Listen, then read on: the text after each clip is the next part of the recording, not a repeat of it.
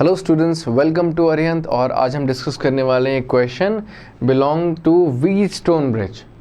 इस Wheatstone bridge के बारे में एक बात ध्यान से समझें। हमने बहुत बार पढ़ा है कि व्हीटस्टोन ब्रिज बैलेंस्ड हो तो बीच वाला गैल्वेनोमीटर में करंट पास नहीं होता, but in this case 100:60 is not equal to 10/5।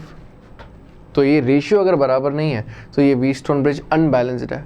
तो हमें इसे पूरा सॉल्व करना होगा ये चेक करने के लिए कि IG की वैल्यू कितनी है, यानी कि current passing through the galvanometer कितना है। तो हमारे पास यहाँ पर 3 लूप्स दे रखे हैं, एक लूप ये, एक लूप ये और एक लूप ये। हमारे तीनों जो लूप दे रखे हैं इसको लेकर के हम बनाएंगे 3 इक्वेशंस। सी, एक करंट को हमने डिस्ट्रीब्यूट कर दिया कि बैटरी से जो करंट निकल रहा है दैट इज I1 + I2। ऊपर जाकर के ये करंट स्प्लिट होगा I1 में और I2 में। आगे जाकर के ये करंट फर्दर स्प्लिट होता है IG में, और अगर I1 में से IG यहाँ चला गया तो बचा हुआ करंट कितना होगा, I1 - IG, जो कि रहेगा 10 ओम के through.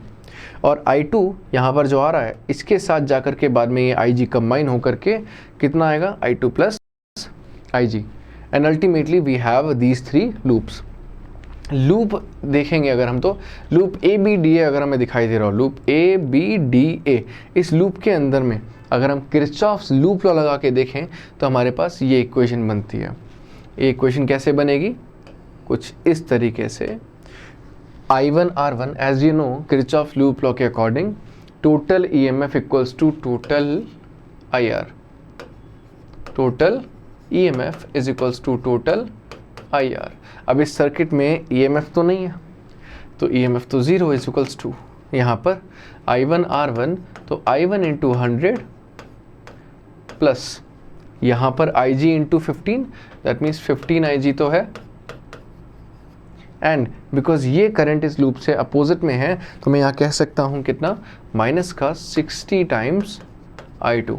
Hence we obtain this first loop, first equation. और इसी तरीके से सेकंड लूप के अंदर भी इक्वेशन बनाई जा सकती है, एंड इसी तरीके से थर्ड लूप के अंदर भी इक्वेशन बनाई जा सकती है। And we have these 3 equations. इन तीनों इक्वेशन को अगर हम सॉल्व करेंगे तो हमें मिलेगी IG की वैल्यू जो कि है 4.87 milli ampere. Right, thank you students. आपको आई थिंक ये क्वेश्चन समझ में आया होगा।